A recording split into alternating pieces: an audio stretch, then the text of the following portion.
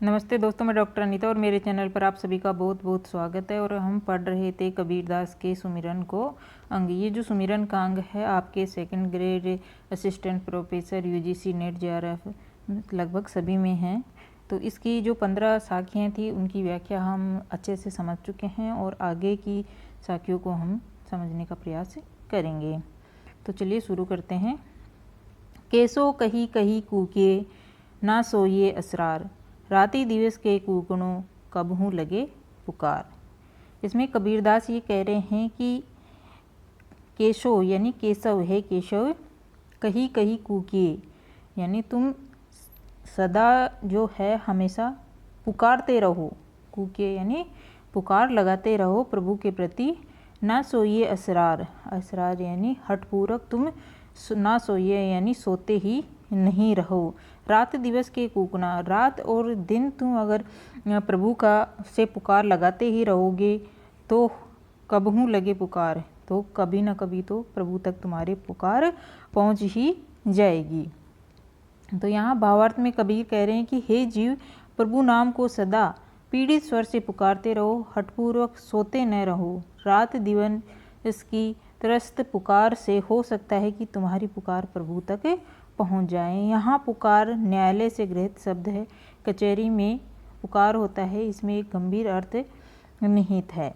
फिर अगली जो साखी है उसमें कबीर कह रहे हैं कि जीही घटी प्रीति न प्रेम रस, पुनि रसना नहीं राम, ते नर इस संसार में उपजी से बेकाम। यानी कि जीही घटी प्रीति न प्रेम रस, जीही घटी यानी जिस घटी यानी शरीर में, जिस शरीर में न तो क्या है प्रेम है और न ही प्रेम का रस है, न तो प्रीति है और न ही प्रेम रस है और न ही पुनि रसना, रसना यानी जीभ पर नहीं राम, राम का नाम भी नहीं है। जिस शरीर में ना तो किसी प्रकार की प्रीति है और ना प्रेम रस है और ना ही उनकी जीभ पर प्रभु का नाम है। ते नर इस संसार में उपजी से बेकाम। वे मनुष्य, ते नर वे मनुष्य इस संसार में उपजी यानी उत्पन्न होकर के भी सये यानी नष्ट हो गए, बेकाम व्यर्थ में ही नष्ट हो गए। कबीर यहाँ भावार्थ में कहना चाह रहा है कि जिस शरीर में या हृदय में न प्रीति है, न प्रेम रस है और न ही जीहा पर राम का नाम है, वे मनुष्य इस संसार में व्यर्थ उत्पन्न होकर नष्ट हो जाते हैं। अर्थात प्रभु भक्ति के बिना मनुष्य का जीवन व्यर्थ और बेकार है। अगली साखी है, कबीर प्रेम न चासिया, चसी न लिया साब, सूने घर का पाहुना, ज्यों आया त्यों जाव। अब यहाँ पर कबीर कह रहे हैं कि प्रेम न चासिया, कि जिसने कोई भी मनुष्य हो जिसने प्रेम न चासिया यानी ईश्वर के प्रेम को नहीं चासिया यानी चखा, चसी न लिया साब, साब यानी स्वाद, और उस प्रेम का स्वाद ही नहीं लिया, जिसने प्रेम को चखा भी नहीं और ना ही उस प्रेम का स्वाद लिया, वो व्यक्ति किस प्रकार का है। सूने घर का पाहुना यानी जिस प्रकार से कोई सूने घर में कोई मेहमान आता है, पाहुना आता है या अतिथि आता है और वह जैसे आया था वैसा ही चला जाता है, क्योंकि सूने घर में वहाँ पर कोई नहीं होता है तो वह जैसे आता है वैसे ही चला जाता है। तो कबीर यहाँ पर यह कहना चाह रहे हैं कि जो व्यक्ति, ऐसा व्यक्ति जिसने भक्ति का प्रेम नहीं चखा और ना ही उसका प्रेम का स्वाद लिया, वह व्यक्ति सूने घर के अतिथि के समान है, वह जैसे आया था वैसे ही चला जाता है। कहने का मतलब है कि ईश्वर का प्रेम की अनुभूति से ही मनुष्य का सांसारिक सार्थक बनता है। यहाँ पर दृष्टांत अलंकार है। फिर अगली साखी है, पहली बुरा कमाई करी बोदी विष की पोठ, कोटि करम फिल पलक में जब आया हरि की वोट। पोट पोट से मतलब है गठरी, और कोटि यानी करोड़ों, फिल यानी फेंक कर, ओट यानी शरण। तो कबीर कह रहे हैं कि पहली बुरा कमाई करी, यानी पहले तो बुरे कार्य किए मनुष्य ने, और बोधी यानी बांध ली विष की पोट, और बुरे काम कर करके उसने विष की गठरी बांध ली। कोटि कर्म फिल पलक में, और जब वह आया हरि की ओट, यानी जब वह प्रभु की शरण में आया तब पल मात्र में ही या थोड़े समय में ही कोटि कर्म यानी करोड़ों पाप जो है वो कर्मों को फेंक कर शुद्ध हो गया। कबीर कह रहे हैं कि पहले बुरे कार्य करके मनुष्य ने जो विष की गठरी बांध रखी है, वह जब प्रभु की शरण में आ जाता है तब वह पल मात्र में ही करोड़ों पाप कर्मों को फेंक कर शुद्ध हो जाता है। यहाँ पर कर्म जो है वो 3 प्रकार के माने गए हैं, संचित, क्रियमाण और प्रारब्ध। संचित कर्मों से मुक्ति प्रभु के शरण में जाने से मिलती है। कबीर इन्हीं संचित कर्मों से मुक्ति की बात यहाँ पर कर रहे हैं। कोटि क्रम पहले पलक में जे रंचक अखे नाऊं, अनेक जुग जे पुनि करे नहीं राम बिन ठाऊं। क्रम यानी कर्म, और पहले यानी छोड़ देता है, रंचक थोड़ा, पुनि यानी पुण्य, ठाऊं यानी स्थान। कबीर यहाँ पर कह रहे हैं कि कोटि क्रम यानी करोड़ों जो क्रम है, कार्य है मनुष्य के पहले पलक में जे रंचक अखे नाऊं, यानी अगर अखे रचे अखे नाऊं, मनुष्य जब पहले जन्म के करोड़ों का दुष्कर्मों को पल मात्र में ही छोड़ देता है, पहले पलक में यानी छोड़ देता है। जय रंचक अखे नाऊं, यदि कोई व्यक्ति अपने अनेक युगों तक पुण्य करता है, अनेक युग जे पुण्य करे, अनेक जन्मों तक या युगों तक पुण्य करता है, नहीं राम बिन ठाऊं। लेकिन राम नाम के कहने का मतलब यह है कि प्रभु नाम का स्मरण ही मनुष्य को पापों से मुक्ति दिलाता है और श्रेष्ठ स्थान का अधिकारी भी बनाता है। फिर अगली साखी है, जी ही हरि जिया जानिया तिन कु तैसा लाभ, ओसो प्यास न भाजी जब लगे धसे नाब। ओसो यानी ओस, भाजी यानी समाप्त होता है, आब यानी पानी। कि जी ही हरि जैसा जानिया, कि जिसने हरि को जैसा जाना, तीन कु तैसा लाभ, उसको वैसा ही लाभ मिलता है। जो हरि को जितना जानता है या जिस प्रकार से जानता है उसको इतना ही लाभ मिलता है। ओसो प्यास न भाजी, जब तक कोई व्यक्ति पानी को ही नहीं पिएगा तब तक उसकी प्यास नहीं समाप्त हो सकती है। यहाँ पर निर्देशना अलंकार का प्रयोग किया गया है। फिर अगली साखी में कबीर कह रहे हैं कि राम प्यारा छाड़ी के करे आन का जाप, बेश्या केरा पूत जूं कहे कौन सुबाय। वेश्या यानी वेश्या, जब व्यक्ति राम को छोड़ करके, राम प्यारा छोड़ी करी, राम प्रिय राम को छोड़ करके करे आन का जाप, अन्य देवी देवता का जाप करता है, तो वेश्या करया पूत जूं, वह वेश्या के पुत्र के समान होता है। कहे कौन सुबाय, जो अपने पिता को भी नहीं जानता है। यहाँ पर उपमा अलंकार का प्रयोग किया गया है। फिर अगली साखी है, कबीर आपस राम कही ओरा राम कहाई, जी ही मुखी राम न उचरे ती ही मुख फेरी कहाई। कबीरदास यहाँ कह रहे हैं कि व्यक्ति को स्वयं राम का जाप करना चाहिए, आपसी राम कही राम का जाप करना चाहिए, औरों राम कहाए, और औरों को भी राम का जाप करने के लिए कहना चाहिए या करवाना चाहिए। जी ही मुख राम ने उचरे, जिसके मुख से राम का उच्चारण नहीं होता है, ती ही मुख फेरी कहाई, उससे बार बार उच्चारण करवाना चाहिए।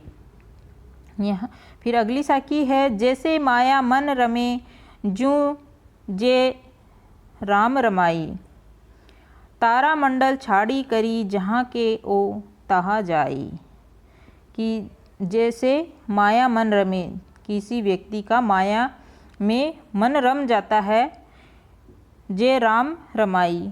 उसी प्रकार यदि मन राम में रम जाता है, राम में रमण करे, तो वह तारा मंडल छाड़ी करी, तो वह आकाश को छोड़ करके वहाँ चला जाता है जहाँ के वो तहा जाए, यानी जहाँ से वह आया वहाँ चला जाता है। यहाँ पर परमात्मा का साक्षात्कार प्राप्त कर सकता है। अगली साखी है, लूटी सके तो लूटियो, राम नाम की लूटी, पीछे ही पछिताहूगे, यहू तन जे हूँ छूटे। कबीरदास कह रहे हैं कि हे मन, लूटी सके तो लूटियो, यदि तुम राम नाम की लूट, यानी राम के नाम की को लूट सकते हो तो लूट लो, अन्यथा ये शरीर जो जब छूट जाएगा पीछे ही पछताओगे, उसके बाद में तुम पछताओगे। यहू तन जे है छूटी, यानी ये शरीर जो है वो एक बार छूट गया तो वापस नहीं मिलने वाला। कहने का मतलब ये है कि शरीर के साथ ही साधना चलती है, शरीर के समाप्त हो जाने पर साधना भी समाप्त हो जाती है। इसलिए शरीर के रहते रहते राम नाम का जाप करते रहना चाहिए और इसी जाप से भक्ति और मुक्ति मिलती है। अगली साखी में फिर कबीर कह रहे हैं कि लूटी सके तो लूटियो, राम नाम भंडार, काल कंठ ते गहेगा, रूंधे दसु द्वार। यानी कि हे मनुष्य या हे जीव, तुम राम के ना लूट सके तो लूटियो, यानी तू जितना लूट सकते हो लूट लो, क्योंकि राम के नाम का भंडार, राम के नाम के भंडार को जितना लूट सकते हो उतना लूट लो।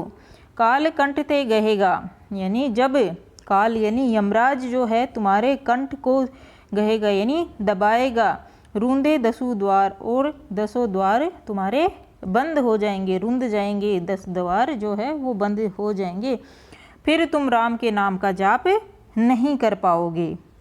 यहाँ पर 10 द्वार यानी 2 कान, 2 आँख, 2 नासिका, विवर, मुख, गुदा, जननेन्द्रियां और ब्रह्मांड्र, यानी 10 द्वार का वर्णन यहाँ पर कबीर ने किया है। लंबा मार्ग दूरी घर, विकट पंथ बहुमार, महो संतो क्यों पाइये, दुर्लभ हरि दीदार। मार यानी कामदेव, डाकू, विकट यानी कठिन, दीदार यानी दर्शन। यहाँ पर कबीर कह रहे हैं कि ईश्वर प्राप्ति का साधना पथ बहुत जो है वो लंबा है, लंबा मार्ग है, और दूरी जो है वो भी बहुत है, और विकट पंथ, विकट यानी रास्ता, जो पंथ है जो रास्ता है वो भी बहुत कठिन है। रास्ते में जो मायावी महासंतों क्यों पाइए, और रास्ते में मायावी डाकू है, तो ऐसी स्थिति में कबीर संतों से पूछते हैं दुर्लभ हरि दीदार, कि हे संत बताइए कि उसे दुर्लभ हरि का दर्शन कैसे प्राप्त किया जा सकता है।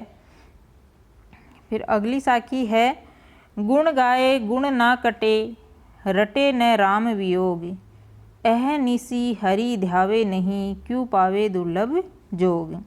अह निसी यानी रात और दिन, गुण गाए गुण ना कटे, यानी परमात्मा के गुणगान जो है, गुणगान से माया के जो त्रिगुणात्मक बंधन कटते नहीं हैं। गुण गाए गुण ना कटे, परमात्मा के गुणगान से माया के बंधन कटते नहीं हैं।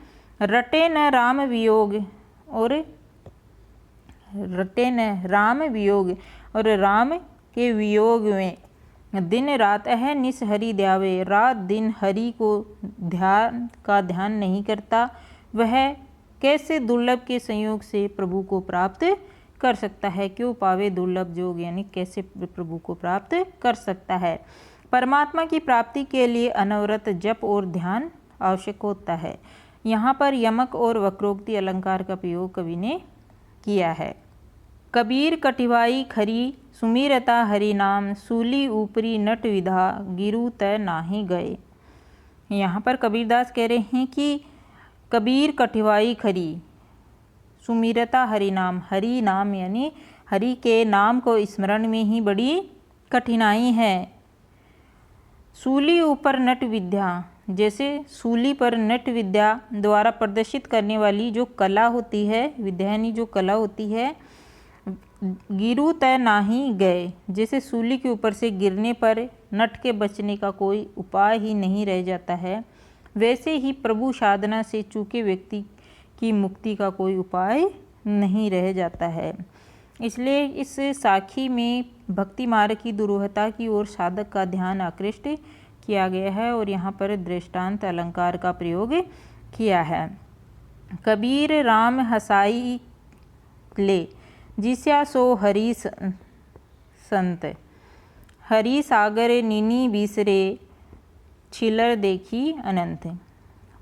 कबीरदास कह रहे हैं कि राम का ध्यान करते हुए जीवा से, राम हसाई ले जीवा सो करी मंत, जीवा से राम नाम का मंत्र जपते रहना चाहिए। हरि सागर नीनी बिसरे, और भक्त को जो है अपने छिलर देखी अनंत, छिछले तालाब को देखकर परमात्मा रूपी सागर को भूलना नहीं चाहिए। यहाँ पर दृष्टांत और रूपक अलंकार का प्रयोग कबीर ने किया है।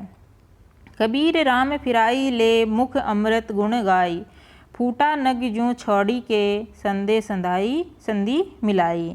कबीरदास कह रहे हैं कि मुख अमृत गुण गाई, मुख से अमृत के गुण गा, मुख से अमृत के गुणगान तू कर, प्रभु के नामों का गुणगान कर और उसे राम रिझाए ले, यानी प्रभु के प्रसन्न कर ले।